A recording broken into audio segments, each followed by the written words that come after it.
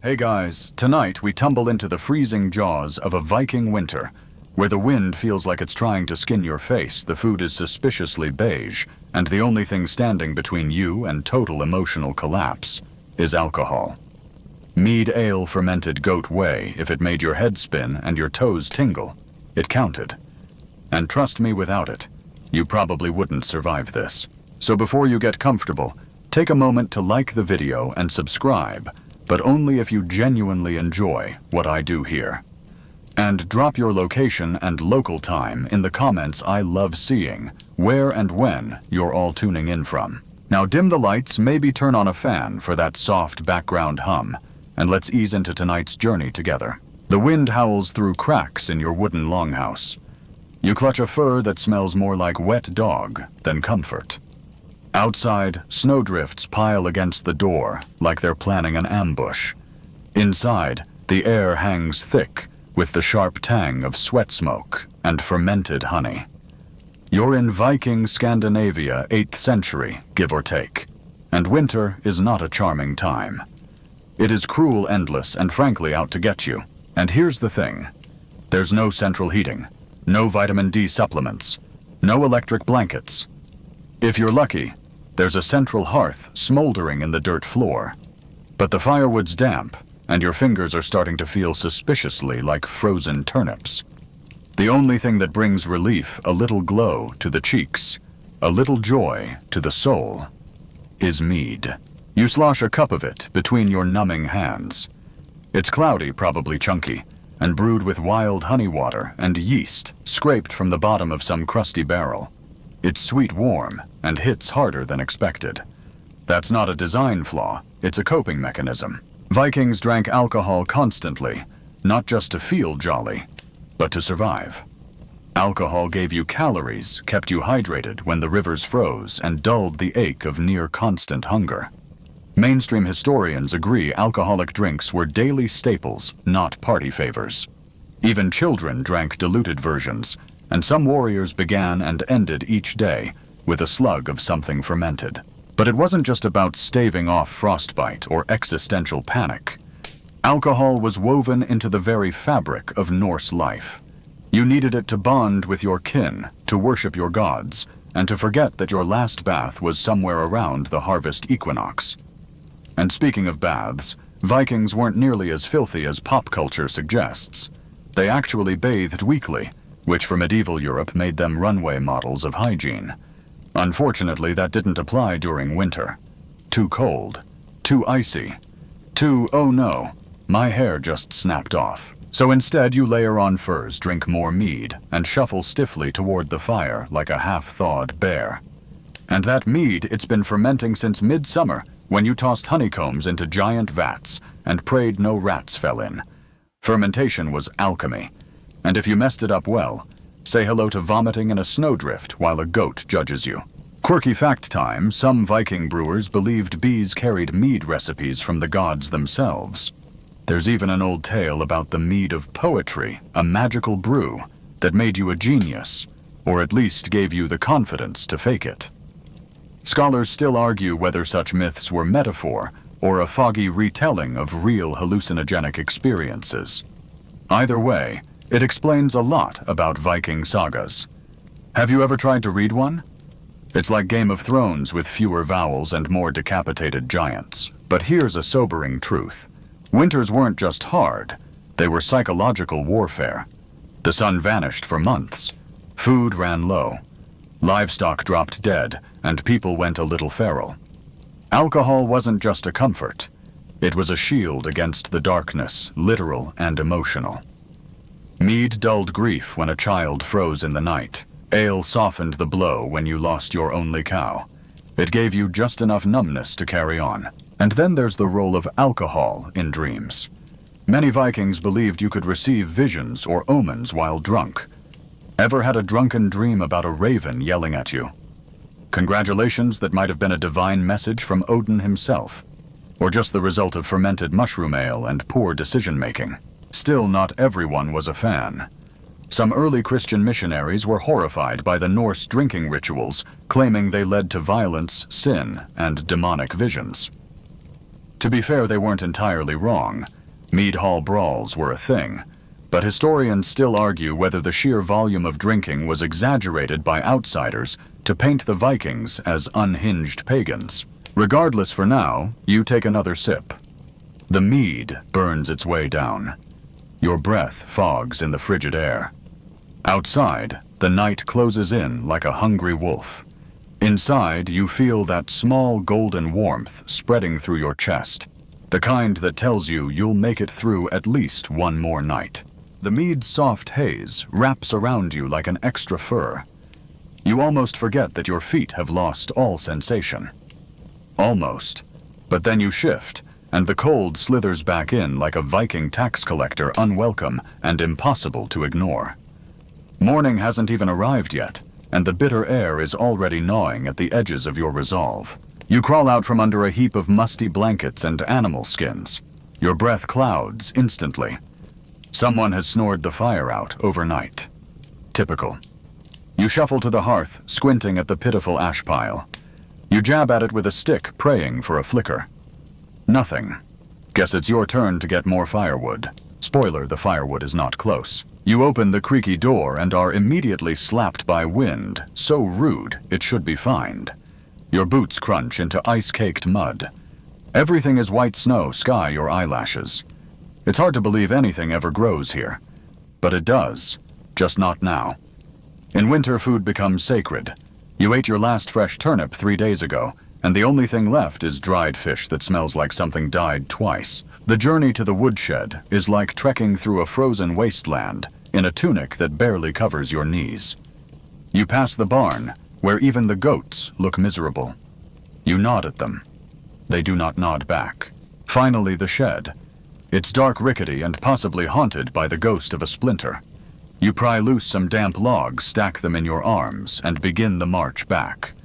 Halfway there, you slip on a patch of ice and land flat on your dignity. You don't cry. You just lie there for a minute and contemplate every life choice that led to this exact moment. Historians still argue whether Viking winters were truly unbearable, or if modern assumptions exaggerate their harshness. But one thing's clear, the Norse spent most of these months doing 3 things: trying not to freeze, trying not to starve, and trying not to go insane from boredom. Enter the drinking games. Back in the longhouse, your fingers now mostly thawed, the household begins to stir. The old man in the corner mutters into his beard, and 2 boys wrestle over a crust of bread so hard it could deflect arrows. Someone pours a little ale into a cup and offers it to a child.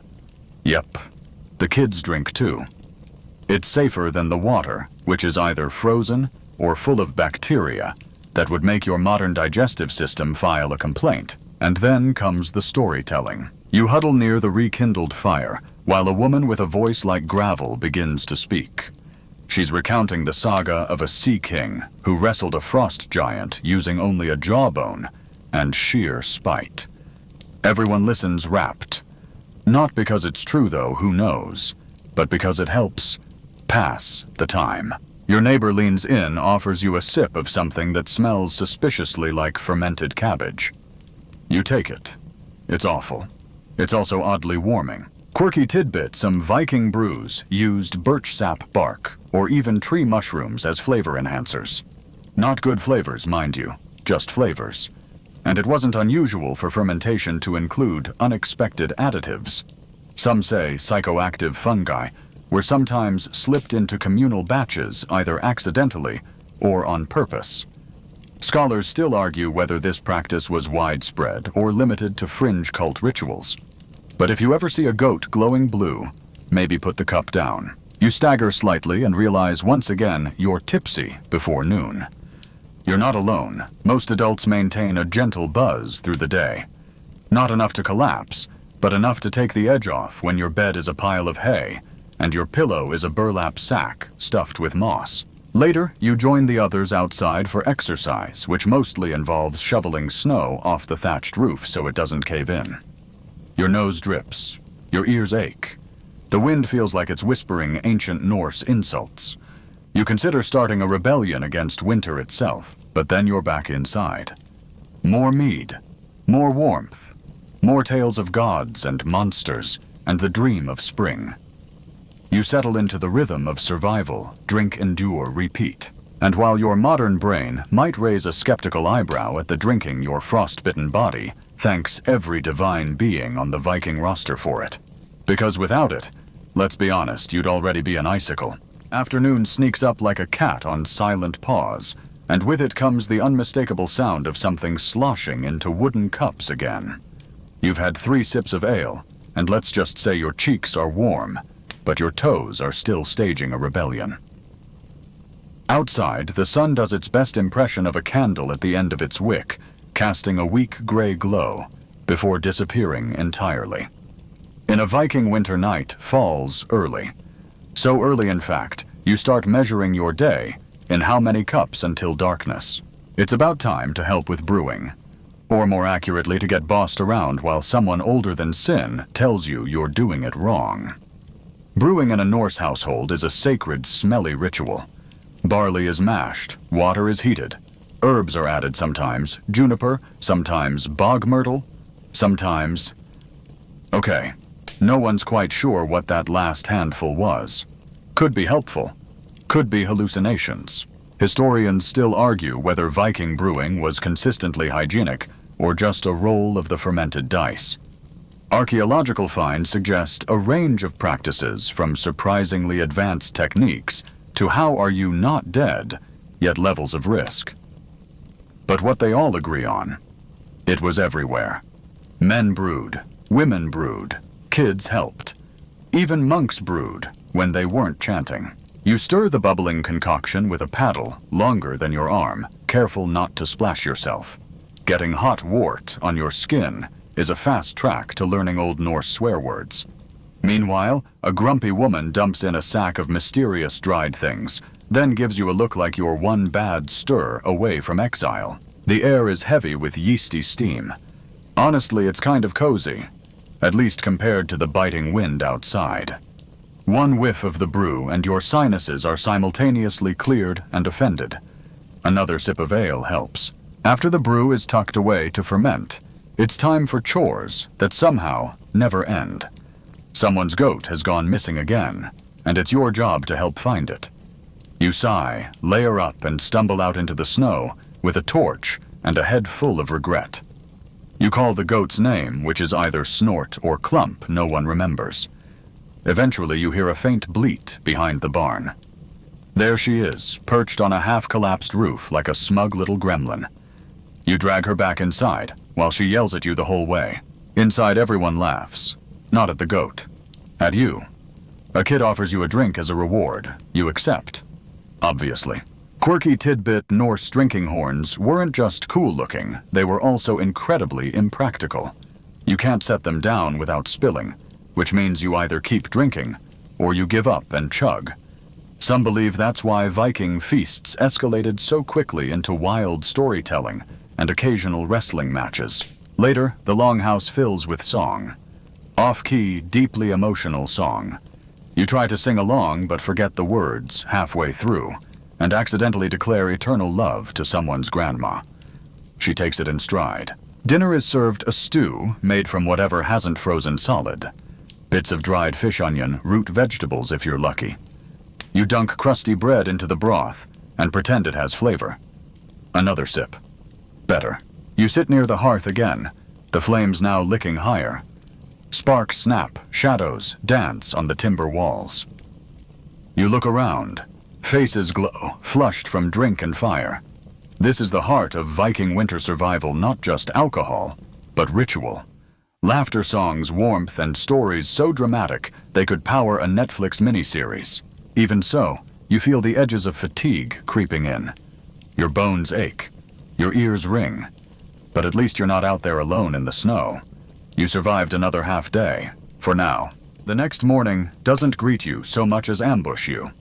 Your eyes crack open to a pitch-dark longhouse and the unmistakable stench of sour ale breath, your own. Someone is snoring like a dying walrus on the other side of the hearth. A dog is sleeping on your feet. You try to sit up and immediately regret it. Your head is pounding like someone's forging a sword in there. You shuffle toward the door and open it just enough to be personally offended by the cold. Your breath fogs the air. A snowdrift has barricaded the threshold like a petty ghost of winter's past. You step outside anyway, because it's time for your least favorite part of the day, bodily functions. Vikings didn't exactly have indoor plumbing. You trudge to the latrine pit little more than a frozen trench shielded by wooden planks, and you suddenly understand why Norse mythology includes so many frost giants. This is Helheim. Historians still argue whether Norse settlements had standardized waste disposal, or if everyone just sort of did their best. In urban trade hubs like Birka or Hedeby, there's evidence of rudimentary sewage channels and designated refuse areas. But out here in the rural snowbound wilds, you're pretty sure that goat from last night knows more about sanitation than anyone else. You return to the longhouse where the fire's been revived and someone's boiling porridge. It smells like wet moss and despair. Breakfast is thick barley mush, barely salted, washed down, with, you guessed it, ale. You're beginning to suspect water is a myth invented to keep children compliant. And now it's time for ice fishing. Or as you call it, flirting with hypothermia while holding a stick. You suit up in every fur scrap you can find and head down to the frozen stream. A hole's already been carved with a pickaxe. You drop your crude line in and wait. And wait. Your nose goes numb. Your eyelids start to freeze together. Finally, something tugs. You haul up a flailing fish and shout in triumph. Everyone applauds like you just invented boats.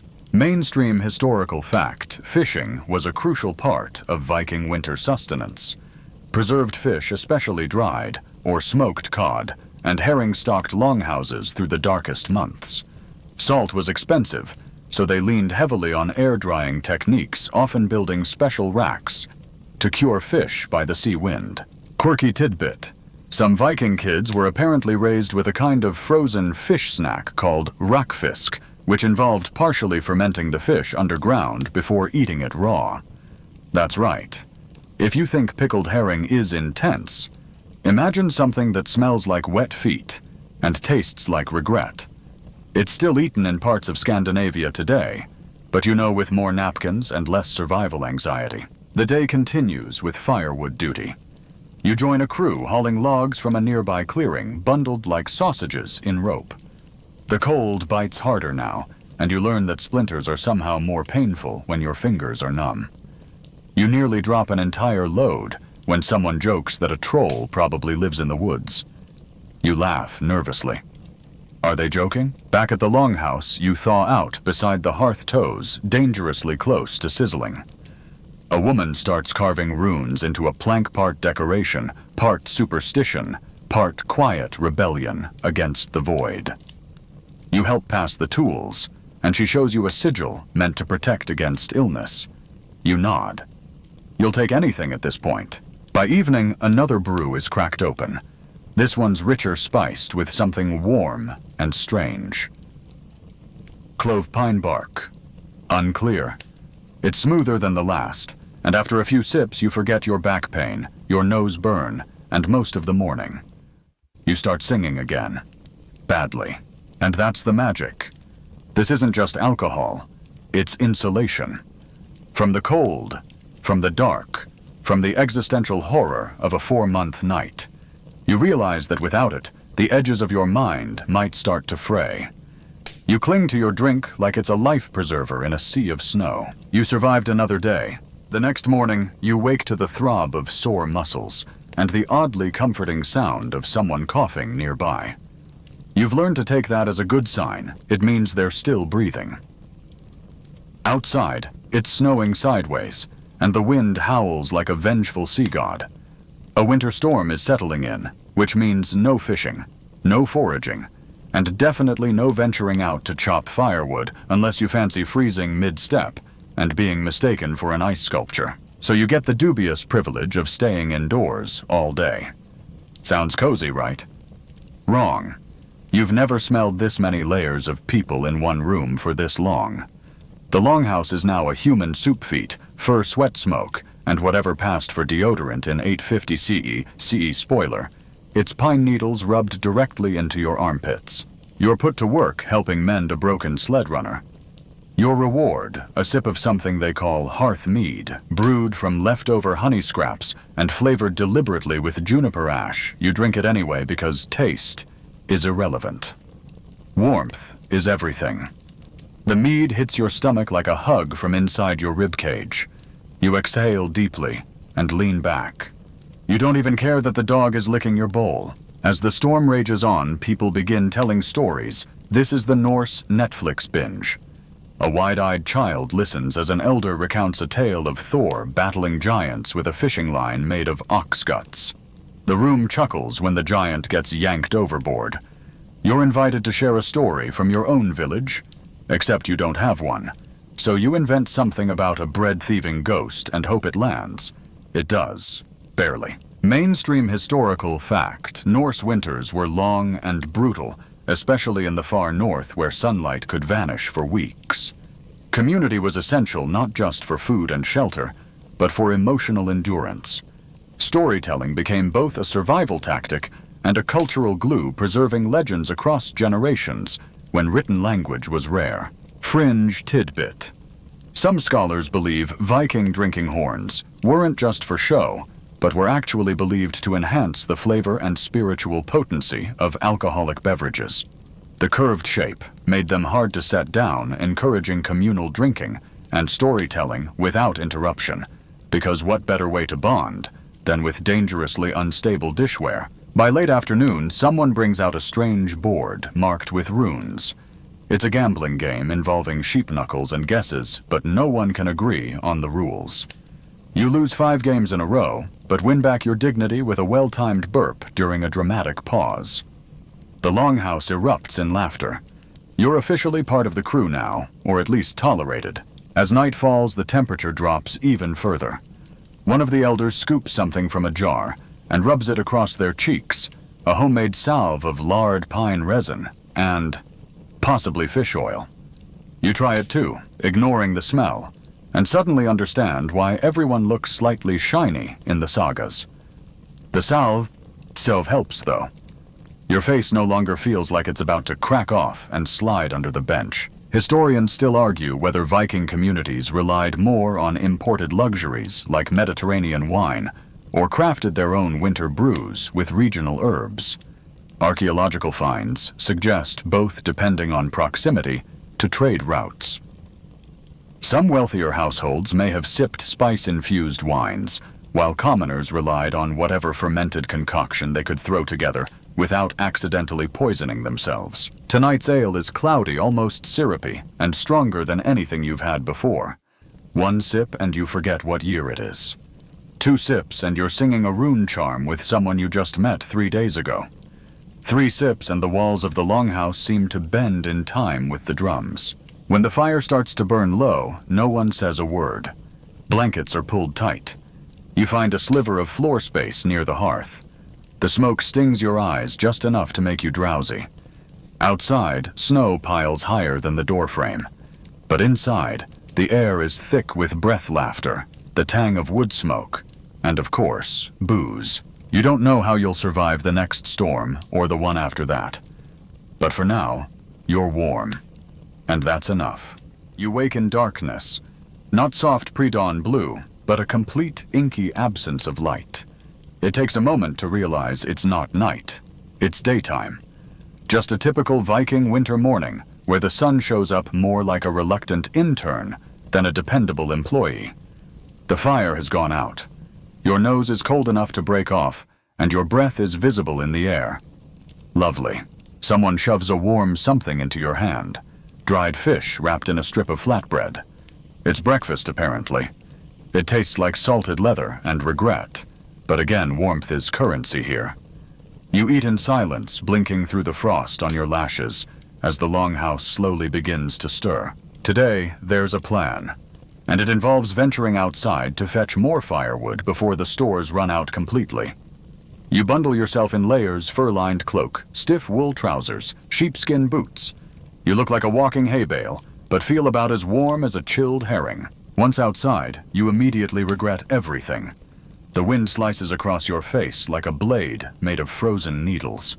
Snow drifts up to your thighs in places. It's not powdery, playful snow, it's dense, heavy stuff that grabs your ankles and tries to eat your soul. Each step is a full-body negotiation. You and the others fan out into the nearby woods, axes in hand. The trees are ghostly and silent, heavy with snow. You find a half-fallen birch and get to work. Swing, thud, breathe. Swing, thud, breathe. The rhythm becomes meditative until your palms start to blister through your gloves and your feet go numb. Fun. Mainstream historical fact. Vikings didn't just raid and sail. They lived off the land, hunting, fishing, chopping wood, and managing farms through savage winters. Wood gathering was essential, especially since the hearth was the only source of heat, cooking, and light in a Norse home. Quirky tidbit, some Viking families believed trees had spirits and had to ask permission before chopping them. One elder in your group murmurs to the tree before striking it with the axe. You do the same just in case. No need to anger a snow ghost today. As you struggle back to the longhouse with your hall frost clinging to your eyebrows, the others break into a chant, a work song, low and rhythmic. You join in off-key, but enthusiastic. Anything to drown out the screaming of your calves. Back inside, the firewood is added to the dwindling stack, and the hearth roars back to life. Everyone collectively sags like a pack of wet wolves. Someone tosses a few dried herbs into the fire, and the smoke sharpens, turning the air slightly piney. You're told it keeps evil spirits out, or maybe just keeps the place from smelling too much like socks and fermented sadness. You sip mead again, warmer this time, spiced with some kind of berry that might be extinct now. The drink leaves a pleasant burn that climbs your throat and warms your ears. It's enough to make you almost forget how cold you were half an hour ago. Historians still argue whether Norse winter survival depended more on stockpiled supplies or an adaptable communal lifestyle. Some suggest wealthier families could hibernate more or less, while poorer ones had to work through every flake and frostbite. Either way, if you didn't have a good support system or a generous neighbor with extra barley beer, you probably wouldn't see spring. Later that evening, after everyone's thawed out and the snowstorm eases a little, the elder tells you of the Jolablot, a winter sacrifice meant to honor the gods and ensure the return of the sun. It's not for a few weeks, but already people are preparing. You nod solemnly, chewing dried turnip. You're told there will be plenty of alcohol involved. Of course. As the fire crackles and shadows dance across the rafters, someone hands you a drinking horn. You raise it toward the smoke-stained ceiling, mimicking the others. To warmth, someone says. To not dying, you add. They laugh. You drink. And for the first time all week, you almost feel like you belong. By now, your sense of time has completely abandoned you. Was that yesterday you hauled firewood? Or the day before? Or maybe 3 weeks ago? The sun, if we can even call it that, rises reluctantly for a few hours and then ducks back down, like it's ashamed to be part of this climate. You've stopped trying to keep track, and just when you think you're acclimating, you're told it's time for snow hunting. Not just checking traps or gathering firewood. This time you'll be tracking animals in the forest, in snow, that wants to murder your shins. You gear up once again in your heavy layers, this time with added furs around your boots and neck. Someone ties a leather cord around your waist, like it might keep your guts in when the cold inevitably tries to suck them out. Armed with a short spear and a net, you follow a tight group of hunters into the woods. Mainstream historical fact. Vikings were skilled winter hunters using skis and sleds to track game like elk, boar, and hares. Their survival wasn't just about stockpiling, it was constant adaptation. The long, brutal winters made passive living impossible. You had to stay busy, or the cold would make decisions for you. You stumble along behind the group, barely keeping pace. At one point, someone throws you a pair of primitive snowshoes made of bent wood and gut. They look like warped tennis rackets, but help you stop sinking knee-deep with every step. Still, you're moving like a drunk baby moose. Dignity has left the building. Quirky detail. One of the hunters has a carved bear tooth tied to his beard. When asked, he mumbles it keeps him lucky, but it's hard to tell if he's serious or just messing with you. Either way, You start looking for your own lucky rock within minutes. You're going to need it. The forest is eerily silent, save for the creak of trees and your own pitiful wheezing. Suddenly, a sharp whistle cuts through the air. Someone spotted tracks. Hare, probably. Everyone crouches low, moving like shadows. You try to do the same, but your snowshoe snags a branch, and you faceplant so hard, you taste pine bark.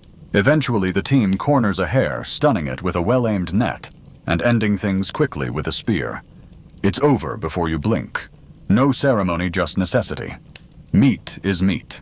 Someone ties the little body to their belt like a trophy. You're not even hungry, and yet you understand. Historians still argue whether winter hunts like these were communal affairs or reserved for skilled elites. Some suggest that poorer villagers weren't allowed to venture into certain forests due to local power structures.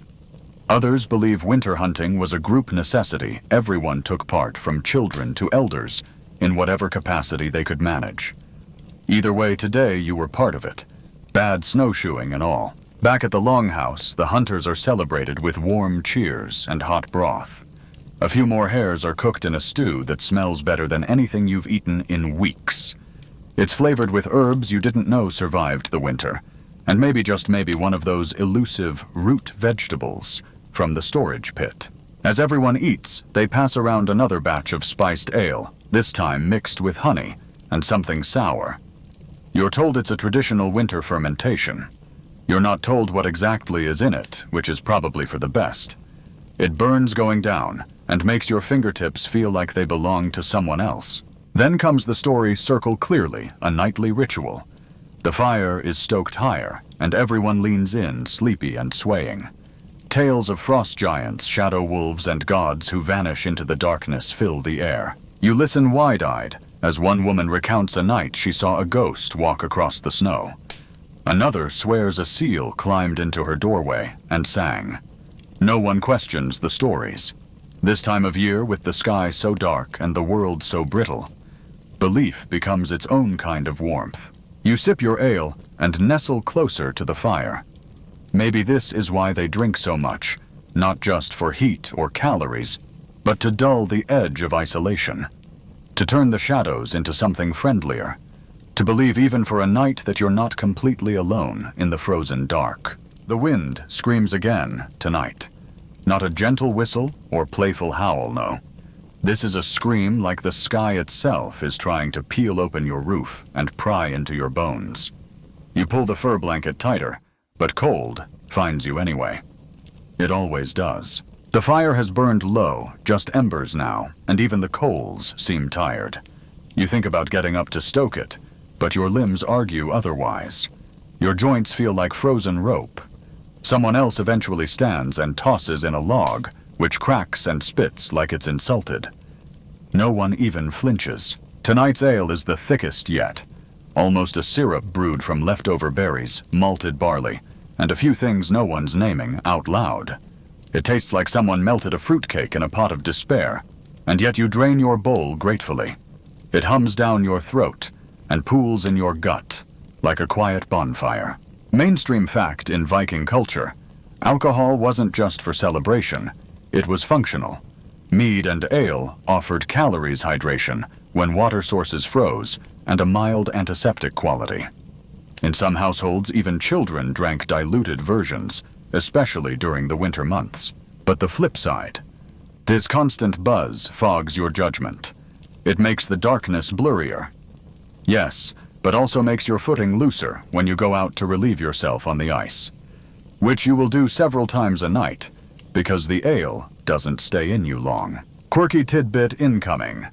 One man insists on pouring out the first sip of every brew, for the spirits beneath the floorboards.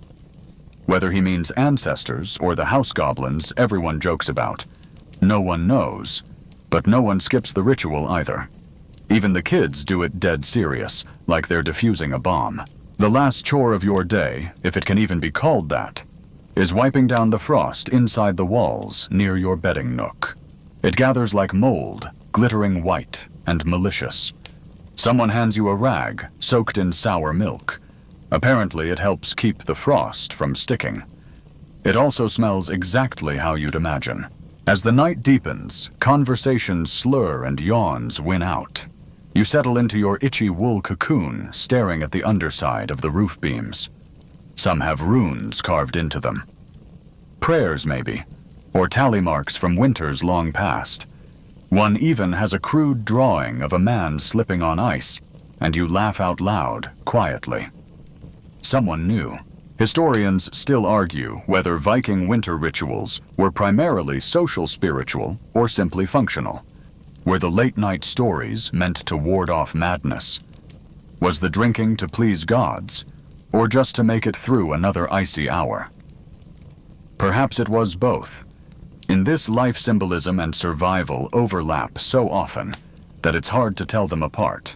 Your final thought before drifting into shallow, booze-warmed sleep is this: tomorrow, you'll have to do it all again. You'll haul, hunt, scrape, sip, and freeze, and pretend it's normal. Because here it is normal. This is the rhythm. This is what endurance looks like. And if you forget, someone will remind you with a grunt and a cup of hot mead before sunrise. So yes, Vikings were hardy, fearless, bold. But without their fermented lifelines, their fire-fueled stories, and their relentless need to survive the dark, you wouldn't last a single frostbitten day in their shoes. Especially not with your modern thermostat brain and your love of central heating. But hey, at least you made it through one imaginary night. The fire fades now, low and steady, casting soft shadows on timber walls that no longer tremble. Outside, the wind still moans, but it sounds more distant now, like a lullaby sung by the frozen earth itself.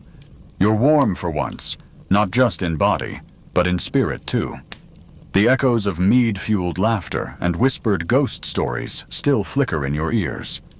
And somewhere beneath the layers of fur and silence, you begin to understand how the Norse made it through the coldest, longest nights, not just with alcohol, but with ritual, with togetherness, with stubborn hope. So breathe deep. Feel the weight of the snow settle around your dream, and let yourself drift gently into rest. You've survived this Viking winter. Sweet dreams.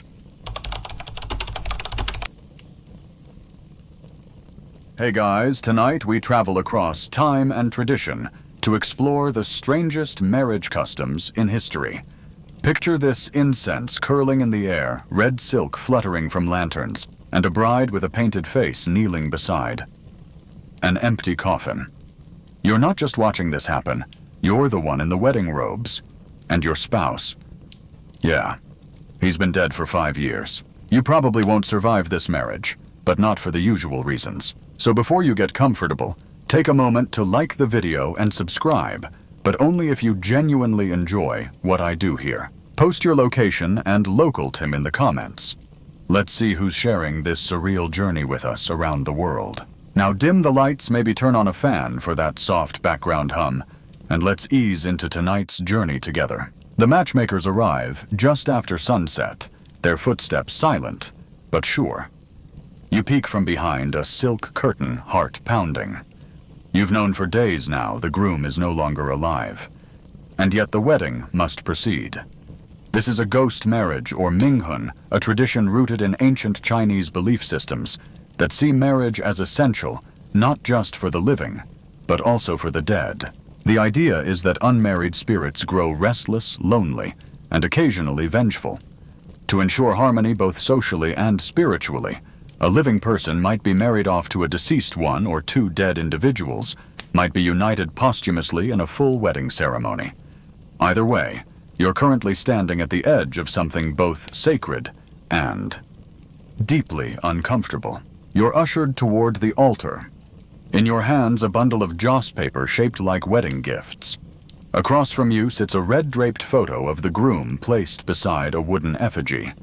Behind it, his grieving parents nod approvingly. There's no kiss, of course, just ceremonial bows, ritual chanting, and the crushing realization that your wedding night will be spent alone, but spiritually spoken for. And in some cases, the reverse happens. There are stories, especially from rural areas of northern China, of corpse theft where bodies were stolen and sold to families desperate to arrange ghost marriages for their deceased sons. Creepy beyond. Legal. Not even close. But profitable. Apparently. The black market price of a suitable dead bride has at times rivaled the cost of a car. Now you might be wondering what happens after you return to your home. But technically you're no longer single.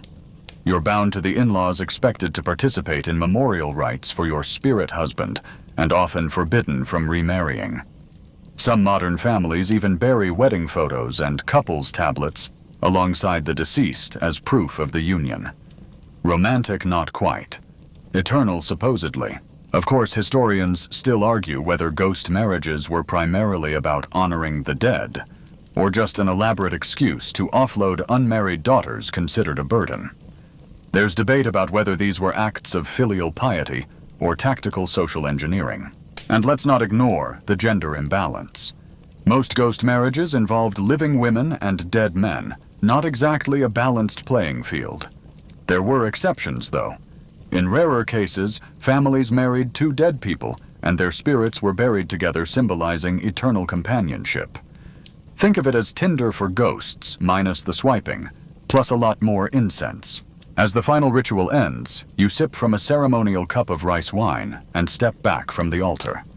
There's no ring, no bouquet, no awkward first dance, just the eerie sense that somewhere beyond the veil, someone dead just said I do. You return home to Whisper's Stairs and a room set aside for daily offerings to your new husband. You're expected to light incense, make symbolic meals, and avoid speaking ill of the dead. After all, no one wants to wake up to a ghostly ex breathing over their shoulder because you forgot to burn paper money on his death-iversary. But hey, on the bright side, at least you don't have to argue over dinner plans. You're standing barefoot in a wedding tent surrounded by incense smoke, silk canopies, and a room full of people staring at your feet. Not your face, not your jewelry, just your feet.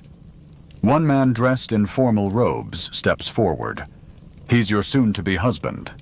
He kneels, lifts your foot, and takes a deep theatrical sniff.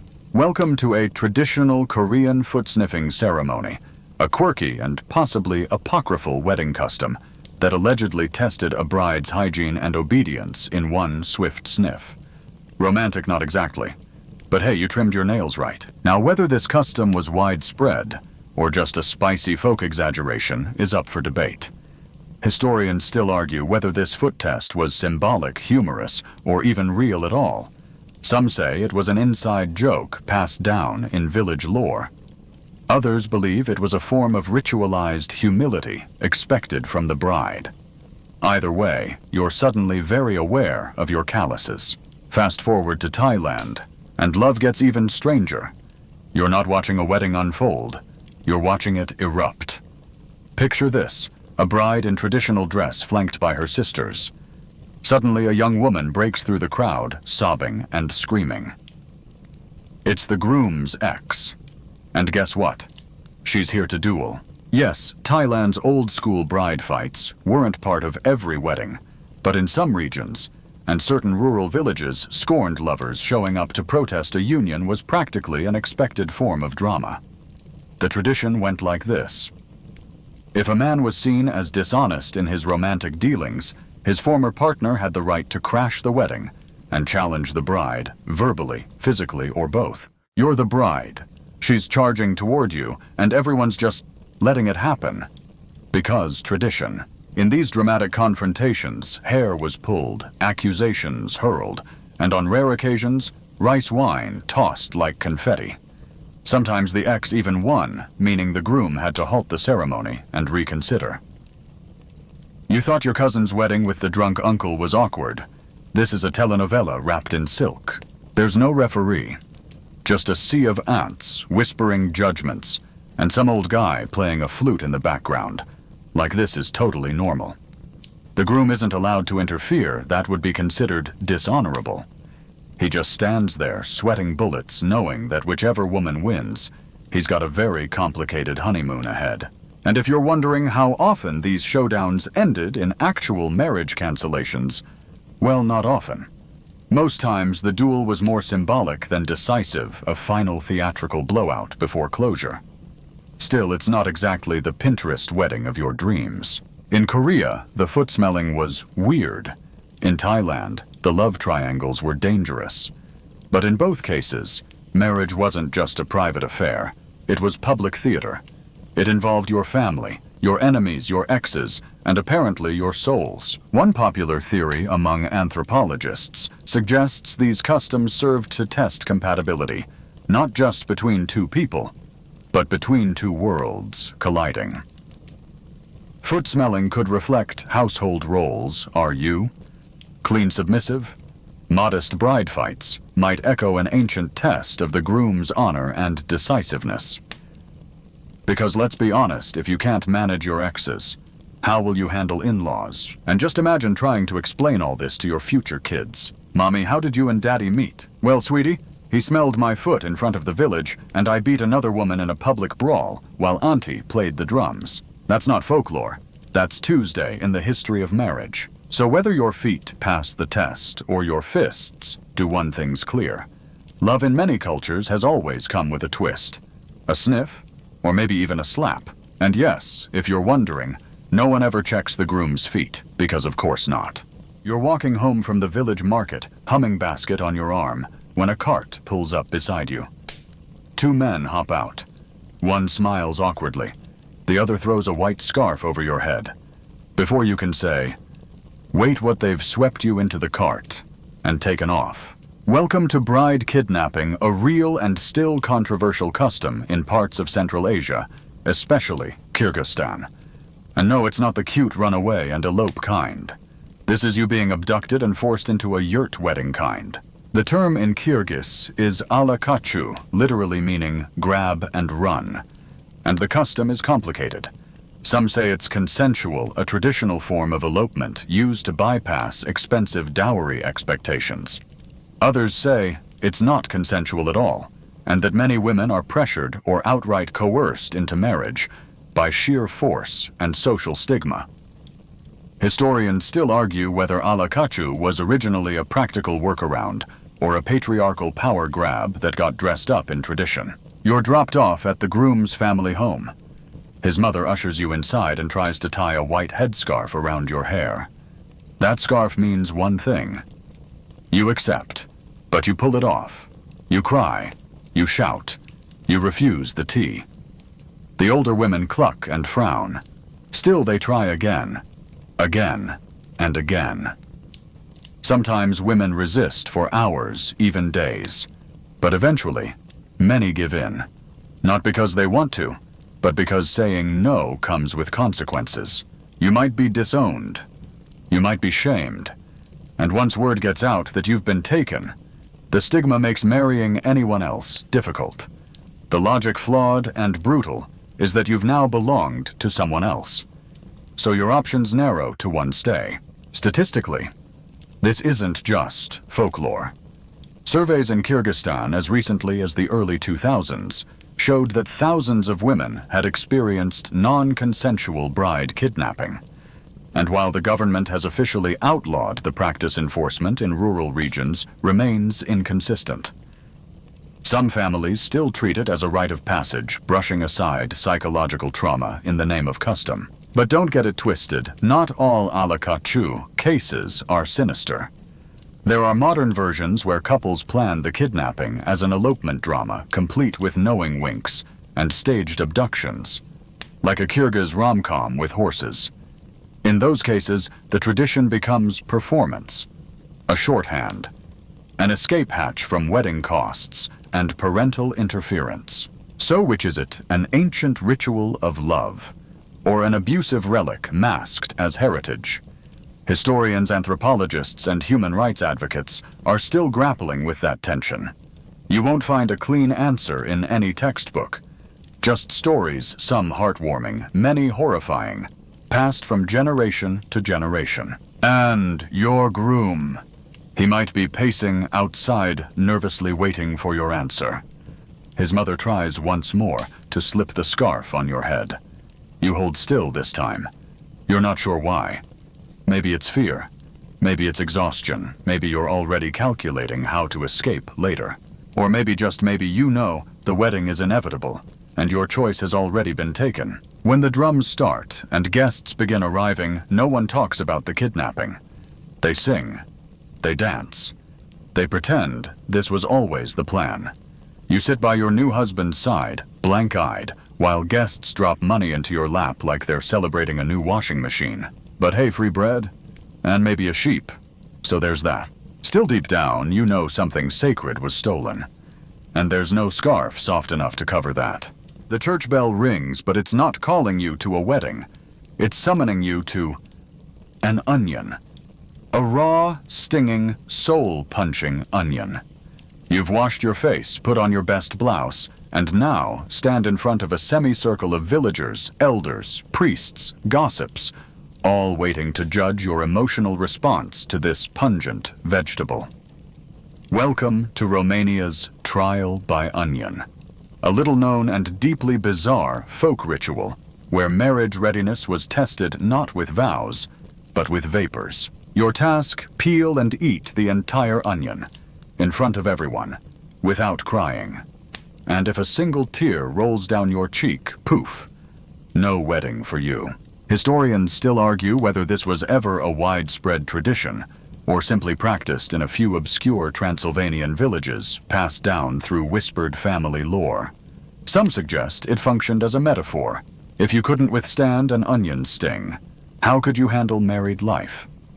Others think it was a sneaky test of obedience and stoicism, meant to reinforce gender norms that expected women to be tough, silent, and self-sacrificing. You know, like onions. So you lift the bulb. The air thickens. The crowd leans in. 1 bite, 2 bites, your eyes burn. Your sinuses revolt. But you smile through it, clutching your napkin like a sword. Maybe if you breathe through your mouth, or think of something less horrible like folding laundry forever. There are stories, probably exaggerated, of women practicing for weeks beforehand, downing onions like Olympic athletes. Some reportedly rubbed lemon juice under their eyes daily just to build tolerance. Hardcore. And others disqualified after 1 sniff, sent home unworthy, with their mothers trailing behind, shaking heads, and muttering, "Too soft." She'll never survive marriage. But it didn't stop at onions. In some neighboring regions of Eastern Europe, similar tests included carrying buckets of water uphill without spilling kneading bread dough by hand for hours, or sewing an entire tablecloth in 1 sitting without pricking a single finger. Forget bridal showers. These were trials of endurance, equal parts absurd and alarming. And if you're thinking, surely the groom had to do something too. Ah, bless your optimism. No, he mostly just showed up. Maybe danced a bit, possibly belched loudly. The bar was as usual somewhere in the dirt. Now, some modern folklorists speculate these rituals may have doubled as public spectacles, free entertainment, before the main wedding feast. You know, like medieval bachelor auditions, except with fewer roses and more sweating. The onion test in particular may have served as both rite and filter, a way to weed out the overly emotional and unsuitable, based on how many eye twitches you had in 60 seconds flat. You get through it somehow. Barely. Your mouth tastes like despair. Your eyes are puffed but technically dry. The priest nods. The aunts clap. A toddler sneezes dramatically and someone hands you a slice of bread in silent victory. You're in. Later that night, someone tells you that the girl who failed the onion test last year ran off with a traveling painter and never came back. Legend says she married for love instead and started a pickle business in Bulgaria. Hero. As you prepare for your big day, your mouth still tingles and the smell has seeped into your clothes. But hey, you passed. You're getting married. That onion didn't stand a chance. Still somewhere deep in your subconscious, a single truth remains. If marriage is anything like that, vegetable layered, overwhelming, and impossible not to cry about, you're in for a long, spicy ride. But at least you know you've got a stomach for it. The sun is setting, and the cows are lowing nearby. You've just been married. There was no bouquet, no dramatic kiss, No tossing rice or dancing. Instead, you were led quietly, solemnly into a small clay hut just beyond the main family compound. The walls are daubed with ochre, and there's a bed made of woven reeds. A cow is tethered outside. It low-mooed once as you entered. This is the blood hut, and it's where you'll spend your entire honeymoon, alone. Welcome to the Himba marriage isolation custom, a little known but deeply symbolic tradition, practiced among some Himba communities of northern Namibia. Once a Himba girl is married, she is often secluded for several days, sometimes weeks, in a special hut, where she is expected to transition into womanhood, receive elder guidance, and process the shift from daughter to wife. Alone, or sometimes accompanied only by older female relatives, you wait while outside the celebration continues without you. At first glance, it sounds oddly peaceful. No guests demanding drinks, no drama over seating charts. But the longer you stay, the more it feels like a quiet prison. The walls don't just keep others out, they keep you in. And yes, that cow is still watching. You're given traditional ointments, otjaise, a paste of butterfat, and red ochre to apply to your skin. The scent is smoky and earthy, like sun-baked clay. You're taught new hairstyles that signify your married status, and elders whisper stories about fertility, loyalty, and how to manage a husband's wandering eye without violence or visible sarcasm. Historians still argue whether the blood hut was purely symbolic, a rite of passage, or a veiled form of reproductive readiness monitoring. In some tellings, the hut is also where menstruation and sexual initiation take place, but records vary wildly. What's clear is that it wasn't optional. Refusing to enter meant defying the entire marriage structure. And you did not want to be the village girl who skipped her hut time. There's another reason the cow waits outside. Its presence is spiritual. In some interpretations, the cow is a witness. In others, it's a living gift that connects the marriage to the land, the ancestors, and the endless cycle of livestock-based dowry. In a world where cattle are currency, your honeymoon companion has horns and chews cud. Romantic rite. You pass the days in quiet ritual. You chew on resin, weave small mats, and listen to the sounds of distant drums. At night, you press your ear against the wall, imagining the party outside. Occasionally, someone sneaks you a cup of fermented milk through the doorway. Congratulations. You're married. Now drink your sour yogurt and sit still. Eventually, you're released. You step out, blinking into the sunlight, adorned in new jewelry and freshly styled hair. You're no longer a girl. You're a wife. And the crowd cheers not for the ceremony, but for your endurance. You've proven you can handle silence, heat tradition, and probably dairy-related boredom. One elderly aunt pats your shoulder and mutters, "If you can survive the hut, you can survive him." Which isn't comforting, but isn't wrong either. Modern Himba communities are changing, of course. Not all still use the blood hut, and among younger generations, the custom is fading or adapting. Some brides now spend just a single symbolic night there. Others skip it entirely in favor of more Western-style weddings.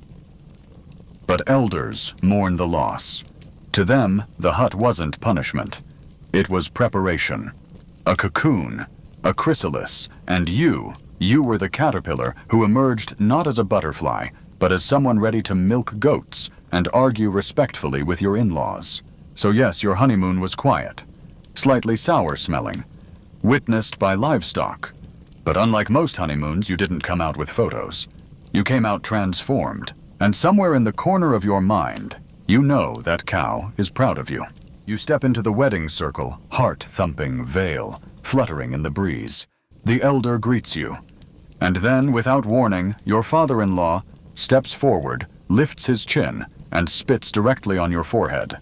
Not once, twice. Right between the eyes, and then onto your chest. Welcome to Maasai marriage customs in Kenya, where spitting on the bride is a traditional blessing. Now, before you gag, this isn't an insult.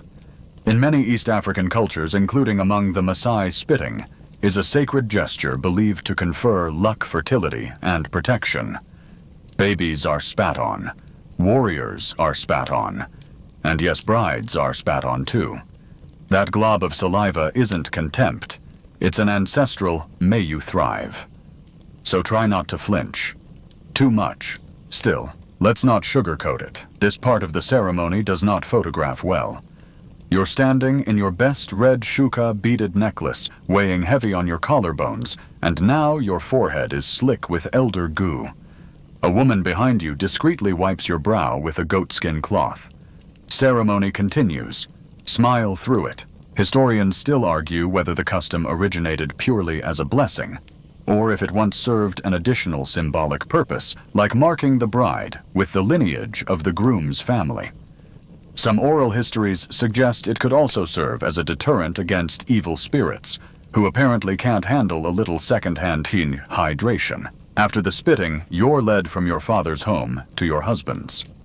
It's a long walk, symbolic of leaving behind your old life. Some brides are accompanied by singing women who tease them, sing cheeky songs about losing their freedom, and offer vague, terrifying hints about married life. Don't cry too loud when he brings home a second wife, they giggle. Comforting. And yes, polygamy is part of the equation. Among traditional Maasai households, it's not unusual for a man to have multiple wives, each with her own home.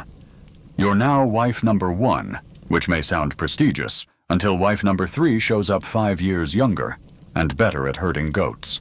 Meanwhile, your first chore is to milk a cow successfully. A symbolic gesture of entering domestic duty. But if you've never handled a cow udder, let's just say it's a slippery initiation. The cow looks unimpressed. The aunties are laughing again. You consider running. You stay. Later that night, you're offered mursik, a fermented milk drink, stored in gourds, blackened with charcoal. It's tangy. It's smoky. And it's your new normal. Toasts are made. You try not to choke. By the time your wedding night comes, you're exhausted. Not from dancing, but from ritual. Your beadwork is heavy, your head is sticky, and your mind is swimming with contradictions. You've been blessed by spit, teased by song, and welcomed into a polygamous marriage with fermented dairy. Romantic depends on your taste, but meaningful undeniably. And for all its surface-level strangeness, this ceremony, like so many others, is rooted in community. The spitting, the walking, the milking, it's all about drawing you into the fabric of a new family. You're not just marrying a man, you're marrying his entire clan, with their traditions, expectations, and surprisingly accurate cow jokes. Some modern Maasai have shifted away from these customs, especially in urban areas. Weddings now include Western clothes rings and occasionally, bless their hearts, champagne. But in rural circles, the spit still flies. Because for them, tradition isn't just respected, it's alive. Warm, sometimes airborne. So you go to bed in your new manyata forehead, wiped clean hands smelling of ash and goat hair. You stare at the roof made of sticks and cow dung, and listen to the hum of nighttime insects. Outside, your mother-in-law is already planning wife number 2. But hey, you've been blessed, twice, and no one can take that, unique honor from you. The drums beat softly, and you're waiting under a tree draped in garlands, ankles painted. Eyes lowered not for a man, but for a banyan tree, or maybe a frog, or maybe just a cleverly decorated banana stalk in a suit. Because today, in this very real wedding ceremony, you're marrying something non-human, and yes, it's legal. Well, symbolically, welcome to the world of proxy weddings. Animal grooms and botanical betrothals, where marriage has less to do with romance and more to do with cosmic realignment. You're in India now, deep in a rural village, and an astrologer has declared your horoscope Manglik, a dangerous planetary alignment said to bring death or ruin to your future husband. The solution: marry something expendable first. So you do. The tree stands still. You circle it 7 times, tie the sacred thread. Smear turmeric on the bark and listen as the priest chants mantras meant for a husband made of bark and roots. Afterward, the tree is chopped down its symbolic death, absorbing your bad karma. Problem solved. Next husband gets the safer version of you. And if you thought that was weird, brace yourself. In parts of rural India and Indonesia, girls, and sometimes boys, have been married to frogs. Not because of fairy tales, but to cure droughts or drive away disease. The belief is that divine spirits, particularly rain deities, demand balance. If crops fail, it must mean nature's out of sync. So a symbolic marriage between human and frog is performed to appease the gods. You're the bride. Your groom is croaking. You hold him gingerly in a silk-wrapped coconut bowl. Someone's tied a tiny crown to his head. The priest blesses you both. The village cheers. And then, after the ceremony, your amphibian husband is released into the river, free to leap into his bachelor life once more. You, however, are now karmically purified and socially approved for a real wedding soon. Historians still argue whether these rituals are primarily religious, astrological, or social mechanisms. Were they designed to soothe cosmic anxiety? Or were they clever ways to bypass tricky laws and stigmas? One theory even suggests they functioned as practice weddings for children. Early roleplay that taught ritual before emotion ever entered the picture. And sometimes it wasn't animals or plants, it was dolls. In ancient parts of Japan and West Africa, symbolic marriages were performed using effigies when one or both parties couldn't attend, or even after death.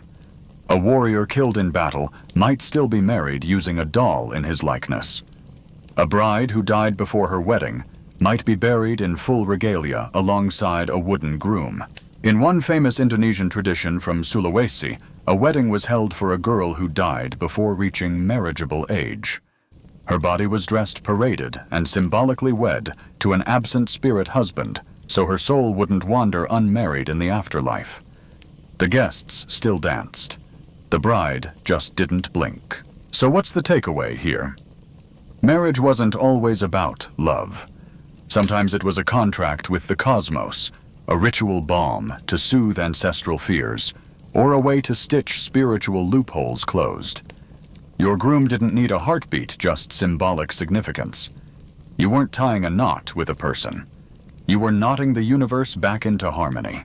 Later, as you step away from your tree groom, a woman pats your back and whispers, "Now you're ready for real marriage." You stare at her holding a coconut husk in one hand and frog slime on your sleeve. "What was this then?" you ask. She shrugs. "That was just the rehearsal. Only in history do you get marriage practice runs with reptiles and shrubbery." The wedding is over. The flowers are wilting. The guests have gone home. But your role as spouse, it's only just beginning. And in some corners of history, it ends far worse than you'd expect. Tonight, your marriage ends not with a divorce or a tearful goodbye, but with a ritual strangling. We're in ancient Egypt, where scholars believe that some royal wives, particularly those of pharaohs or high-ranking officials, may have been sacrificed at their husband's funeral, meant to accompany him into the afterlife. Now, to be clear, this isn't confirmed across the board. Historians still argue whether this was actual human sacrifice or symbolic myth. But archaeological digs at tomb sites like those at Abydos have revealed female skeletons buried beside elite males, sometimes showing signs of a sudden simultaneous death. Not great honeymoon vibes. You're the favorite wife. Or maybe just one of many. And as your husband dies, the priests begin preparing you not for widowhood, but for death. You're adorned in funeral jewelry. You're bathed in oils. You're placed beside the sarcophagus, surrounded by incense and chants. They say your presence will comfort his soul in the afterlife. You wonder how comforting you'll be when you realize you're trapped inside a sealed tomb. Fast forward to China's ancient Tang dynasty, where wives and concubines could be buried alive with emperors or warlords. Again, the intention was honor, as in what an honor to serve your husband forever. In some cases, actual strangulation or poisoning was used. In others, women were led into sealed chambers with no exits. And just in case you're thinking, well, at least modern customs aren't this grim, hold that thought.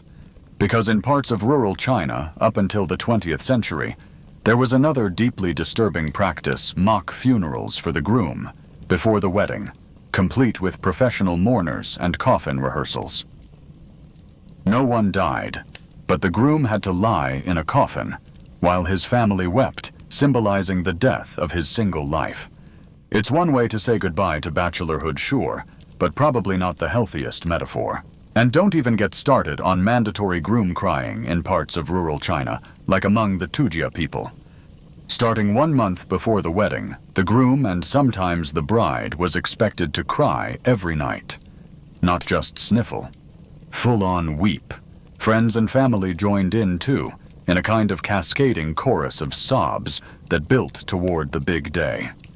If you weren't crying, people assumed you weren't really in love. One legend tells of a groom who hired actors to cry on his behalf because he just couldn't fake the feels convincingly enough. 10 out of 10 for effort, 0 for emotional honesty. Across time ending or beginning, a marriage wasn't always joyful. It was choreographed grief. Performance art. Sometimes lethal, often bizarre. One moment you're being serenaded with flutes and rice wine. Next moment you're being tucked into your final bed, next to a guy who snored in life and in death. And even when there wasn't literal death involved, there was the metaphorical kind. Remember the ancient Spartan weddings? The bride had to shave her head and dress like a boy because the groom was expected to capture her in the night, like a raiding soldier. Surprise marriage starts with gender-bending cosplay and mild terror.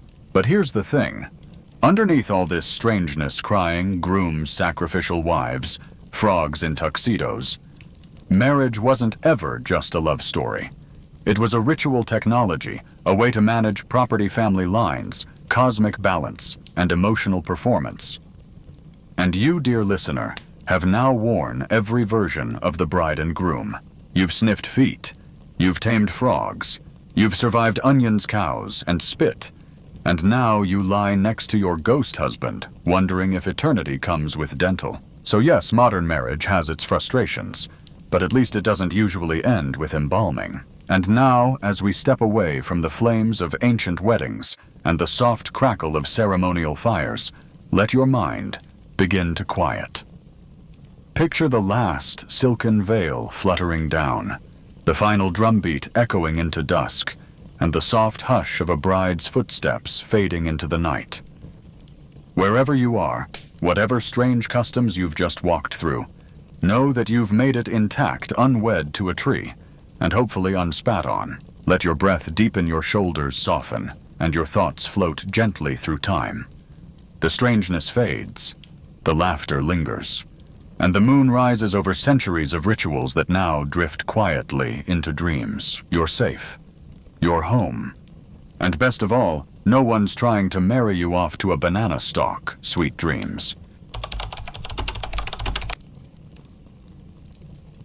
Hey guys, tonight we crawl into the heart of ancient Rome. Not the Colosseum, not the Senate, but straight into the bowels of the city, literally.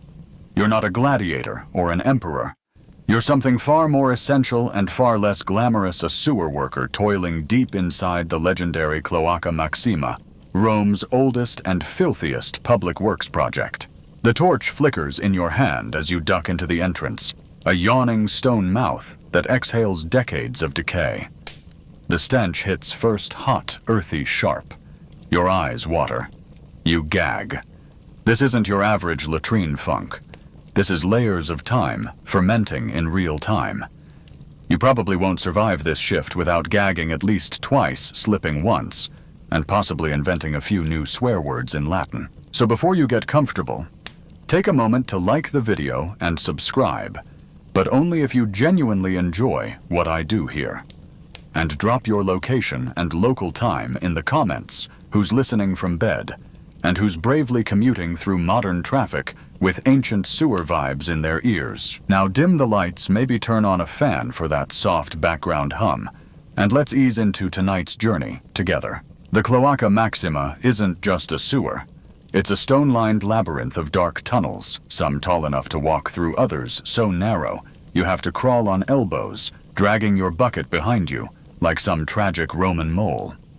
You can feel the city groaning above, carts creak across cobbles, market stalls open, and you're down here scraping muck off ancient brickwork with a hooked pole and a prayer.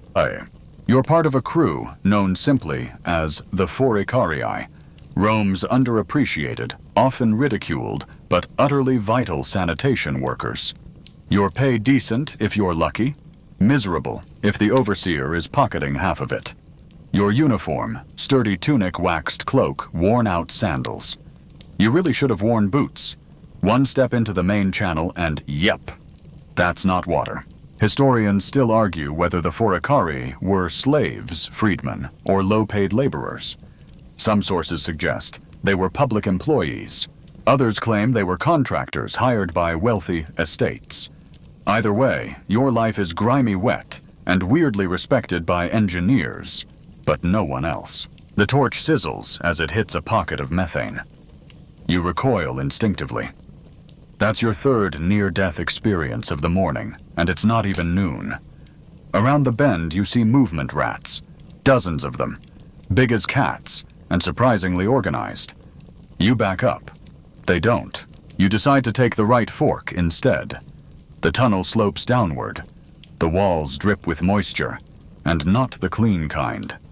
A slow stream of something winds past your feet. You try not to think about what it was. It's probably better you don't know. Trust me. You reach a junction where the brickwork looks newer, patches added after a partial collapse, maybe after that earthquake last spring. You tap the wall, hollow, probably a runoff pocket. You make a note to flag it for repair, assuming anyone actually reads your notes. Above ground, nobles are sipping watered wine and fanning themselves with peacock feathers. Below, you're battling a clogged grate the size of a shield, jammed with olive pits, broken tiles, and what looks suspiciously like a sacrificial chicken foot. You pull it loose with your pole. The flood behind it surges forward. Your sandals are history. Back in the day, the Cloaca Maxima was a marvel. A state-sponsored engineering project started in the 6th century BCE, under King Tarquinius Priscus, built to drain the marshy forum. But here in the 2nd century CE, it's more like a giant communal stomach constantly digesting the refuse of 1 million Romans and burping it into the Tiber. And guess who gets to clean the teeth? You. 1 hour down, 8 to go, good luck. You duck under a low arch where the ceiling sweats like a drunk senator. Your torch guttered during the last methane flare-up, and now you're working by the ambient glow of an oil lamp tied to your belt. A flickering, unreliable halo of light, surrounded by a universe of filth. Your hands grip your favorite tool, a long bronze hook on a wooden pole, stained dark from years of misuse and mystery substances. It's your best friend down here next to your nose rag and whatever remains of your sense of humor. You jam it into a pile of soggy refuse blocking a side tunnel yank, and something slurps free with a sound that would make Bacchus himself lose his lunch. Welcome to the glamorous world of Roman sewer maintenance. Each Foricarius has their kit hooks, scoops, woven reed baskets, and the Sacus stercorarius, a charmingly named sack used to haul well. We'll call it material. You carry it slung over your back, and every time it sloshes, a part of you dies. Some days it's not just muck and bones down here. You've found all kinds of treasures.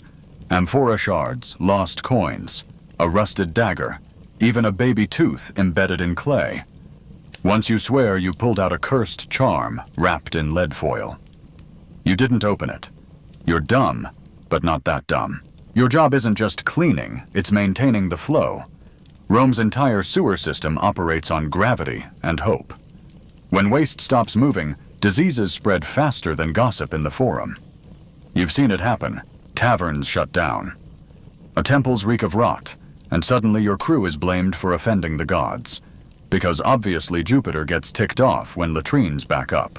Historians still argue whether Rome had any formalized public health strategy, or if the Cloaca Maxima was just a happy accident of military engineering. What's certain is that your orders come from a curator cloacarum, a sewer superintendent who has probably never been below ground in his life, and smells faintly of imported perfume.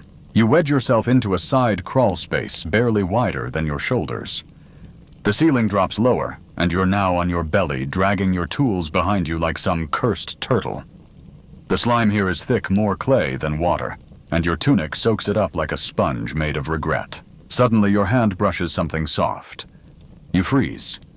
Pull it free. It's a wig horsehair, definitely. Possibly once blonde. Possibly once attached to someone who fell into a latrine and didn't quite recover. You whisper a little apology to Venus and shove it into the discard pile.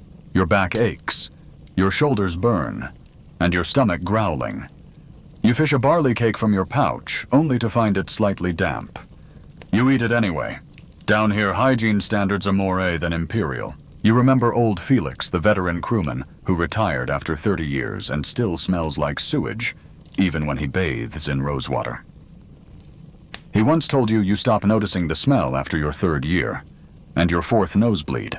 Your torch sputters again. You shake it. The flame returns, but now your tunnel looks different. The shadows seem longer. You realize you've gone too far, drifted into the old section, the original stonework cracked and mossy from when Etruscan kings ruled. It's beautiful in a terrible ancient kind of way. The walls are hand-laid stone, massive and rough, with bits of Greek graffiti scrawled in charcoal, mostly jokes about bath slaves and really questionable anatomy sketches. You pause. Take a breath. Forget what you're breathing. You admire it. Then something scuttles past your foot. You don't admire it anymore. Time to head back toward your team. They're waiting near the next major junction, hauling out baskets of sludge, while a crew above pumps fresh water through the main line to force out buildup. It's a delicate dance of water pressure and yelling.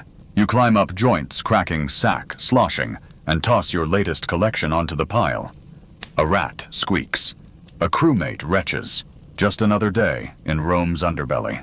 You don't even flinch when a splash hits your shoulder. At this point, the only part of you that's still dry is your sense of humor. And even that's starting to get soggy. You hear thunder. No, wait, it's not thunder. It's worse. The sky's about to open up, and that means your day is about to go from disgusting to actively life-threatening. You and the crew exchange a look.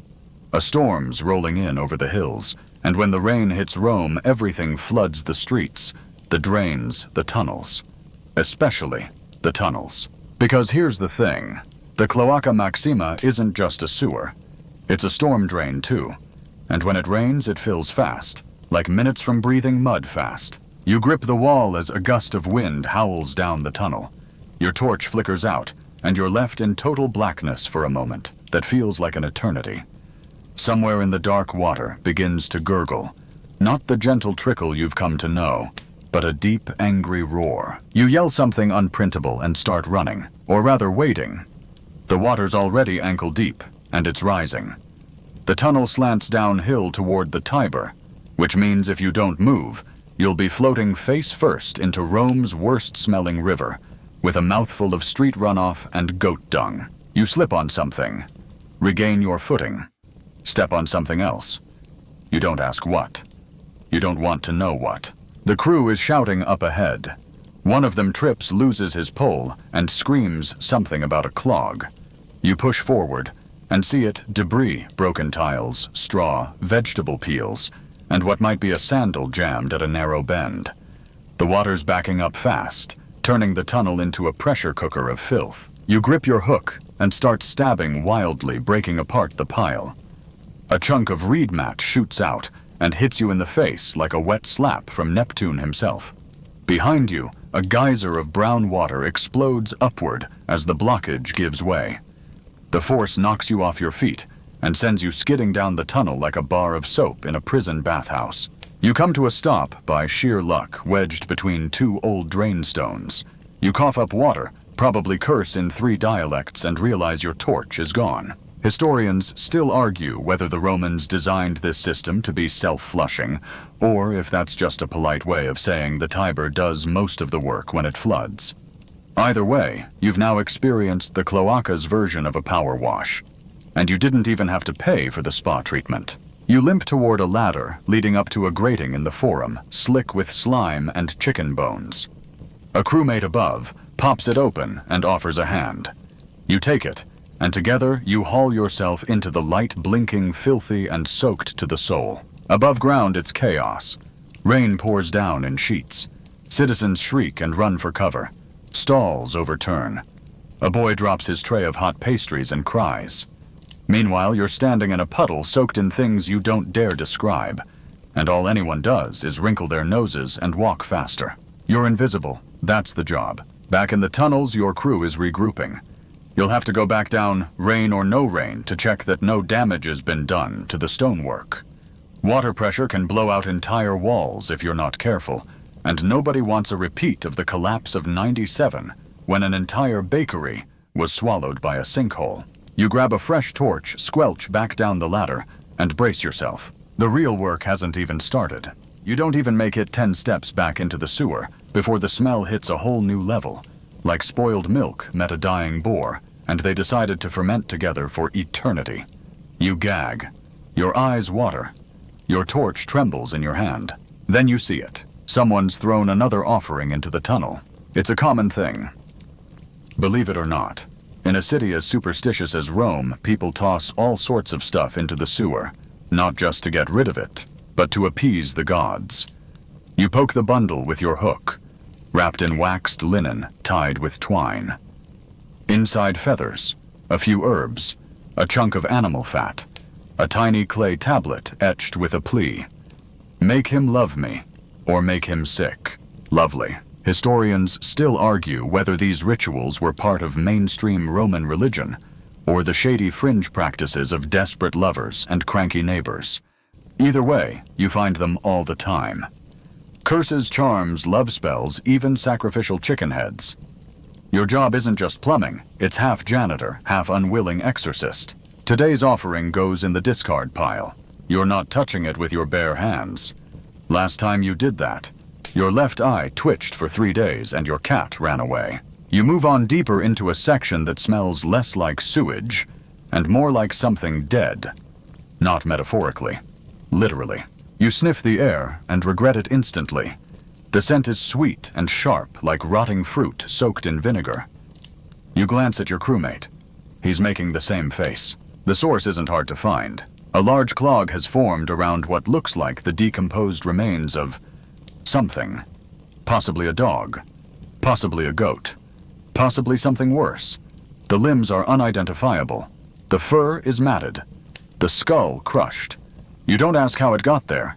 You just start scooping. There's a silence in the tunnels broken only by the slosh of water and the occasional faraway rattle. Maybe rats, maybe spirits, maybe just air shifting through ancient stonework. You don't speak. You just work. One scoop, then another. The pile shrinks slowly. The stench intensifies. By now your sense of smell is useless. It's not even a sense anymore. It's an experience. You've reached olfactory enlightenment.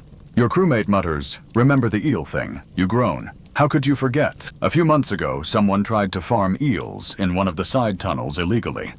Tossed fish guts down there daily to keep them fed. It worked until the water got backed up, and dozens of eels started slithering into toilets all over Subura. You spent 2 straight days fishing them out of baths, latrines, even a senator's wine cellar. He still won't drink anything not sealed with wax. You chuckle, then choke on the air. Your torchlight glints off the brickwork above thick, heavy slabs, laid centuries ago, darkened with soot and slime. These stones were part of the earliest version of the Cloaca Maxima, originally an open-air canal, before the Romans vaulted it over. Now it's all tunnels and mystery, and the occasional collapsed section that swallows workers whole. Happened to old Marcius last year. He just vanished. You shovel faster. The remains are finally clear, and the water flows again, sluggish but steady. Another crew upstream opens a valve, and fresh water floods through, rinsing away the worst of the mess. You step aside, lean against the wall, and wipe your forehead with a sleeve that's somehow wetter than your face. A rat scurries past with a scrap of cheese in its mouth. Where it found cheese down here, you don't ask. You light a fresh torch and sigh. It's only mid-afternoon. Plenty of time left to find something worse. You sit for a moment on a dryish ledge. Well dry in the sense that it's only moderately moist, and try to catch your breath. You've been down here long enough today that your nose has stopped protesting. Your body, however, is still extremely aware of your surroundings, especially when a hot gust of sewer gas bubbles up from below and makes your ears ring. You cough hard, again, and that's when it hits you, the air. Not the smell, you've come to terms with that. No, this is the air itself. Heavy, dense, oily. The kind of air that shouldn't exist unless something died in it, resurrected out of spite, and then exploded. You squint into the dark and see it a faint shimmer, like heat rising off pavement. But this is no summer breeze. Welcome to one of the cloaca's fume pockets, where methane and hydrogen sulfide gather in invisible clouds that can knock you unconscious faster than Dionysus's best vintage. One crewmate once lit a torch too close, and well, he still has eyebrows, technically just in different places now. You press your tunic to your mouth and crawl lower, hugging the wall. The tunnel dips and water pools near your knees. It's warm, unnervingly warm. You try not to think about why. This section was once used to funnel overflow from the imperial baths, a constant stream of dirty bathwater oil sweat, and the occasional ring from some wealthy matron. It's why the stonework here glistens strangely coated in mineral deposits that crunch underfoot. Pretty, in a possibly toxic kind of way. You break through a patch of slime that resists like jelly. Beneath it is something metal, maybe a drain grate, maybe an ancient curse plate. You don't check. You move on. Historians still argue whether ancient Roman sewer crews were aware of the toxic fumes or just assumed the gods were punishing them for bad luck and worse hygiene. Either way, you know better. You carry a reed whistle if the sound suddenly gets faint. It means the gas is thickening, and you should absolutely not be breathing it. You give it a toot. Still shrill. You keep moving. You hear retching. Down the tunnel, one of the new guys, Felix, is on all fours, gasping. He's gone pale. You rush to him, grab him under the arms, and drag him toward higher ground. His lips are blue, and he's mumbling something about the flower-smelling kind of death. You get him out, up through a hatch near the market square. He vomits once, twice, then slumps over, breathing shallow but steady. He's done for the day. Might be done for the week. The fume pockets don't mess around. You head back in alone this time. You've still got half a tunnel to clear, and there's a backlog near the main outflow. You grip your torch and slide back into the belly of the beast. You think about your lungs sometimes, about how they've probably aged 20 years since you started this job. You used to sing while working. Now it's wheezing and muttered curses. You've heard rumors of lung rot, not an official diagnosis, but a slow fade marked by shortness of breath, yellow spit, and a cough that rattles your bones. You're not there yet, but give it time. Up ahead, you find a collapsed drain. The brickwork has caved in, forming a messy pile of stone straw, and things best left unnamed. You clear a few bricks and spot a carving, an old phallic charm worn smooth. Romans loved their protective symbols, even in the sewage. Especially in the sewage. You prop it on a ledge for luck. As you pry the last brick loose, a rush of air shoots up and slaps your face like a sponge full of vinegar and regret. You stumble back coughing, but the drain is open now. Water flows. The pressure eases. For a second, just a second, the tunnel feels lighter. The fume pocket disperses. Your torch burns clearer. Small victories. You look around, realize you're alone in the dark again, and whisper the sewer crew's favorite phrase. Still better than gladiator school. You've reached the eastern branch where the city's tannery, waste, drains in from the leather district. If you thought the main channel was bad, welcome to the elite tier of awful. You take one step and immediately regret every decision that's led you here, including that barley cake at lunch. The ground squishes beneath your feet with the consistency of spoiled porridge. The air smells like urine, animal hide, sulfur, and shame. Oh, and there's a sticky film on the walls that seems to breathe when you shine light on it. You touch it once accidentally. It touches back. You remember what an old worker once said, "You can survive anything in the sewers, except curiosity." He wasn't wrong. This is the zone where the Cloaca Maxima meets a cluster of secondary drains, smaller tunnels, that feed into the larger artery like a spider web of misery. Some of them aren't even mapped properly. The layout changes over time as streets are built, destroyed, rebuilt, and cursed repeatedly. You squeeze into one such tunnel barely shoulder width. You inch along sideways, dragging a scraper behind you. The walls here are ancient, possibly pre-Roman, with Etruscan stonework laced beneath newer layers. You run your fingers along the edge. The stones are warm, unnaturally so. Then you see it, a hole, small round drilled neatly through the wall. Not by time or where, but by someone. You peer through it and glimpse something strange, what looks like carved stone stairs leading down into darkness. This isn't part of the cloaca. You've heard rumors of subsewers, long-abandoned tunnels, even burial chambers repurposed by later builders. Historians still argue whether these were deliberate secret passages, drainage extensions, or just the Roman way of recycling everything, including the dead. You back away slowly, because let's be honest, you're paid in bread stipends and copper coins. Exploring cursed crypts is way above your pay grade. You return to the main flow, where your crew is hoisting baskets of thick, dark muck up to street level. The winch squeaks, ropes straining, and you get a whiff of something familiar. Fish oil. Strong. And not the edible kind. One of the baskets bursts open halfway up, dumping a load of waste onto a toga-clad passerby above. The scream that follows is almost musical. You don't laugh. Out loud at least. Just another occupational hazard for them and for you. You press on toward the outflow chamber, an enormous vaulted space near the edge of the Tiber. This is where everything, every drop, every lump, every awful souvenir of Roman life, funnels outward into the river. The noise is deafening. Water roars through the stone throat of the tunnel, a constant deluge that drowns out thought. The floor here is slick, the spray cold against your skin. Moss grows freely on the walls, green and lush, which somehow feels worse than bare stone. You edge your way across a narrow ledge above the main chute torch in one hand, scraper in the other. The current below could suck a grown man in and spit him into the Tiber in seconds. It's happened before. Probably happening again right now, somewhere downstream. You reach the grate, part of your final inspection for the day.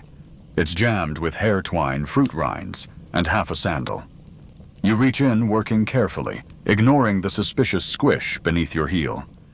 You pull loose a handful of gunk, and the water surges. The tunnel breathes. You sit for a moment staring into the flow, watching it all rush away. Everything Rome casts off its trash, its secrets, its curses ends up here. And you make sure it keeps moving. You and the dozen others like you with your hooks, your oil lamps, your rat-bitten sandals, and sewer-slick cloaks. It's not a noble job, but without it, the city collapses. You shoulder your gear and start the long walk back, hoping no one else drops a love spell in the muck tonight. The sun's probably setting by now, not that you'd know. Down here, time loses all meaning. The only real clock is the drip, drip, drip of water from cracks above your head, and the dull ache in your knees. You pass under an old service arch, carved with Latin graffiti. Something about a senator and a donkey, typical. You chuckle, then stop short when your foot sinks into something unusually crunchy. It's not bones, though you've stepped on your fair share of those. No, this time it's a pile of broken amphora, clay shards smeared with some thick, tarry residue. You scoop up a piece, sniff it, then immediately gag. It's garum fermented fish sauce, or at least it was before it curdled into history's worst jelly. The locals above probably dumped spoiled batches straight into the drain, because why let a little thing like municipal law stop your kitchen from becoming a biohazard? You shuffle past it, but your mind wanders to a darker thought. What else gets dumped down here? When nobody's looking. Rome has laws, yes, but Rome also has money, and people with money don't like messes. Historians still argue whether Rome's wealthiest families used the sewers to dispose of damning secrets. Bribery notes, family heirlooms, inconvenient evidence. You wouldn't be surprised. You once pulled out a sealed scroll case from under the Senate's side drain. It burned in your hands. Not literally, but it felt like it should. You round a bend and spot a familiar horror, a backflow. Yep, the sewer is reversing direction. Something downstream has blocked the outflow again, and the water is pushing backward into the upper tunnels. You're now in a race against time and pressure. You shout for the others. They hear you faintly through the echoing maze. You can't wait. You jam your scraper into the muck, trying to clear a secondary relief drain. The pressure builds behind you, the water rising to your shins, then your thighs. You mutter every prayer you know, from Jupiter to Janus, to whoever's listening, and give the great one final heave. The blockage breaks. The water surges forward with a sloshing growl, sucking away the worst of the buildup. You collapse onto a side ledge, panting, watching as the tunnel returns to its unnatural equilibrium. Still foul, but flowing. Your fingers are numb. Your legs shake. But you're alive. You pull out a tiny clay charm from your belt pouch, a laughing mercury worn from years of grime. You rub its belly for luck. The sewer gods haven't claimed you yet. Then you hear something above your head. A faint trickling that grows louder. You recognize it instantly, bathhouse runoff. A warm wave of soapy water comes flooding down a chute and splashes across your boots. This is actually the best part of the job. For a few brief moments, everything smells like lavender and lard instead of rot and despair. You bask in it, like a pig in a perfumed puddle. One of the crew yells down a shaft, asking if you're alive. You yell back something unrepeatable and hear laughter. You're not alone, at least not yet. But the tunnel's shifting again. You notice hairline cracks in the ceiling, oozing water. You squint. This part of the cloaca dates back to the early Republic. No reinforcements, just stacked stone and prayer. Any heavier pressure from the street above a cart, a statue, a poorly timed parade, and the tunnel could collapse like a wet loaf of barley bread. You mark the spot with charcoal and make a mental note. Tell the curator Cloacarum. He'll probably ignore it. You'll probably be back here next week, patching it with lime and wishful thinking. You begin the long trudge back toward the access shaft. Your torch is nearly out. Your feet feel like bags of gravel. But the work is done for now. You step over the garum a ludge again, mutter something sarcastic to a rat the size of a chicken, and start climbing. The ladder creaks. Your back aches. But as your head breaks the surface and the stars prick the sky above you, breathe deeply city air. Still foul, but better than what's down there. Barely. You haul yourself out of the shaft, boots squelching, and collapse onto the worn cobblestones of a back alley near the Aventine. It's quiet here, just the faint flicker of oil lamps, the clink of amphorae being unloaded, and the low hum of Roman nightfall. You lie there for a second, letting the world spin around you. Then someone throws open a nearby window, takes one whiff of your existence, and slams it shut with a disgusted grunt. You don't take it personally. The crew emerges one by one, blinking against the lamplight, wiping grime from their faces. You pass around a flask wine that tastes like vinegar, but after 10 hours in the depths of Rome, it might as well be ambrosia. One guy toasts to the Cloaca Maxima. Someone else immediately spits on the ground. Tradition. You glance back toward the access hatch. Steam still curls upward from it like the city exhaling. You know you'll be back. Maybe tomorrow. Maybe next week. But the sewer always calls you back eventually. A new worker asks what happens if someone falls in and doesn't come out. You all go quiet. The unspoken truth, you don't always recover the bodies. Sometimes the water takes them. Sometimes a collapse seals the tunnel. Sometimes, well, there are rumors of things in the oldest parts of the system. Tunnels that go so deep, they touch forgotten crypts. Etruscan shrines, even old burial pits sealed by time and dust and things. Best not unearthed. Historians still argue whether the Romans ever fully mapped their sewer systems, or if they simply kept building over old mistakes, layer by layer, like lasagna made of secrets and sewage. One thing's for sure, there are places down there that no one's entered in generations. Places where the walls whisper. Places where the rats get quiet. You take off your cloak and wring it out. Brown water splashes onto your sandals. A piece of something unidentifiable slides down the street toward a storm drain. You salute it. It's probably had a harder day than you. You remember a time when you wanted to be a charioteer, or a mosaic artist, or anything else. But here you are, scraping crusted fish sauce off walls, dodging gas pockets, and collecting love curses wrapped in linen bundles. You know what, though? There's something weirdly satisfying about it. Because without you, Rome drowns. Without you, the baths back up. The fountains clog. The temples flood. Senators soil their togas and blame the gods. The whole glorious marble empire grinds to a very smelly halt. You're the unseen muscle, the crew in the shadows, the reason the streets stay dry and the aqueducts keep humming. As the moon rises above the rooftops, casting pale silver across the tiles, you feel a quiet pride. Sure, your hair smells like old goat tallow. Your hands are stained black, and you may or may not have a parasite colony forming in your left boot. But you did your job, and for one more night, Rome flows. You stretch wince and trudge toward the public baths for the mother of all scrubs. There's a chance the grime will never fully leave your skin. There's a chance some part of the sewer lives inside you now. But that's fine, because tomorrow when another drain overflows or another curse slips down, and the great someone's going to lift a torch, mutter a few complaints and climb back in. Probably you. Probably before breakfast. Now let your body settle.